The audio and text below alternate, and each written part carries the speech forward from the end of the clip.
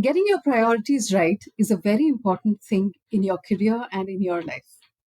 A lot of people approach me with the question of whether should I join company A, should I join company B? Now, this is a decision not anyone can take for you because it's completely dependent on your context. And people have different backgrounds, different skill sets, different experiences, different scenarios, different things happening in their lives, right? So all of these things are different, and hence your priorities and the reasons you take these decisions with regard to your career is also going to be different. That is why you need to be extremely careful while making these decisions, because actually it's not only about you, but it is about the people who are going to be impacted by the decisions that you are taking. For example, let's say your current salary is 20 lakhs and you are getting a job offer of 35 lakhs. Now, we're talking about an increment of 15 lakhs per year, right? And multiply that into five times. Let's say you intend to stick around in that job for about 5 years. You're straight away talking about 15 into 5, that is 75 lakhs that you're talking about, right? And now, if in the stage of life that you are in, money is very important to you, then that's going to be a decision that will drive your, that'll be a factor that will drive your decision. On the other hand, let's say you have a 20 lakh job and you're getting an increment of 25 lakhs or 26 lakhs, but that is giving you a lot of flexibility. And flexibility is what is important for you at that point in your life. Then you might want to go with that, right? So basically, the point is that there is no one size fits all kind of answer to the question of whether I should go with company A or company B. Your call will completely depend on your lifestyle, your goal, and your current situation. And here's another point you want to consider. Some jobs, they have a clause where they want you to move from point A to point B, maybe another city, maybe another country even. Right? When you're making such decisions, who's impacted? Your family is very impacted. Now, depending on whether your parents stay with you, whether you have kids and the kids are in the middle of school, all of these things are things to keep in mind. And it really depends on your scenario. And again, it comes down to the point of each one's priorities are different, and so also the parameters based on which you will choose these decisions are going to be different. But the most important thing is what is most important for you at that point of time, right? What is important for you for the immediate next few years? Those That is what you need to keep in mind while taking a decision about your job.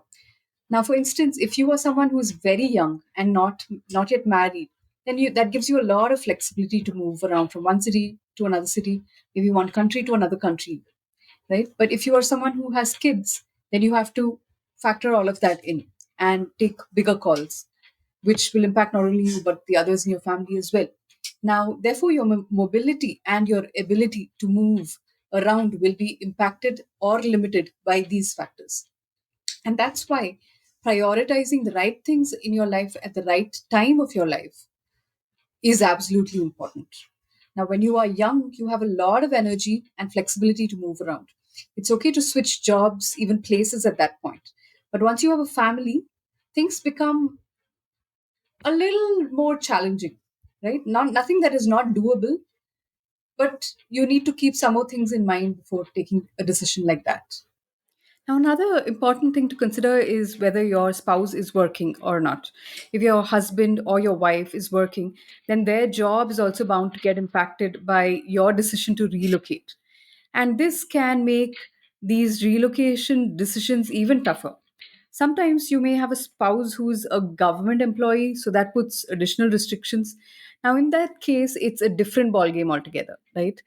So, finally, I've noticed that a lot of people don't even evaluate what kind of internal opportunities they may get within their own current company. That's also a good thing to do. There can be a lot of internal job postings, especially if you're working for a big company, and you might want to explore that. So many people don't explore these internal opportunities. It's important to consider all your options before making a decision. So check outside, but don't forget to check inside as well. opportunities may actually be closer than you think. Now, another thing that you want to keep in mind is that at some point in your career growth, you might reach a point where you are at a salary peak. Okay, now what do I mean by salary peak? That means you have reached a point where you will not be able to earn the same amount of money with the same skill set or in the same role. And then the battle is not really about growing your salary, it's about sustaining your job. And especially if you're in a high paying job, let's say 60 or 70 lakhs or maybe more, then the question becomes, how do I sustain it over the years? This means getting paid every year without getting fired. That's the crux. Now, from a career design perspective, what do you do when you reach your salary peak, and what really is the salary peak stage? While chasing a higher income is certainly a motivator early on in your career, it becomes less and less relevant as you approach your peak. This is a stage where it becomes skill mastery versus commoditization. Now, what do I mean by that? Now, as you gain experience and expertise, your skills become more valuable. But at a certain stage, what this means is those same skill sets that you are bringing on board, there are others who can offer the same service. And so then it becomes for the organization the same skill sets. If I'm getting at a better price, so to speak, then why should I pay this person this much, right? Now, this can lead to diminishing returns on salary increases. So, here are four things that you can do when you're reaching your salary peak stage. What you want to do is number one, build a portfolio career. Instead of solely relying on a single high paying job, consider building a portfolio career. Now, what this means is this involves developing diverse income streams like consulting, teaching, creating online courses, and this approach offers you much more control over your income and your future. Now, number two, focus on impact and legacy. Instead of just keeping your eyes on the paycheck, you prioritize the impact that you're making and the legacy that you're building. Note your Does your work contribute to something meaningful? Are you developing yourself and are you developing others around you? 3, you want to invest in yourself. Reaching a salary peak doesn't mean your growth stops, not at all. At this stage, all the more so, what you want to do is invest in continuous learning, get mentorship, and build a strong network. These are things that keep your skills relevant and open new doors, new opportunities beyond a single high paying role. 4, what you want to do is future proof your skill set. You want to anticipate industry trends and future job demands.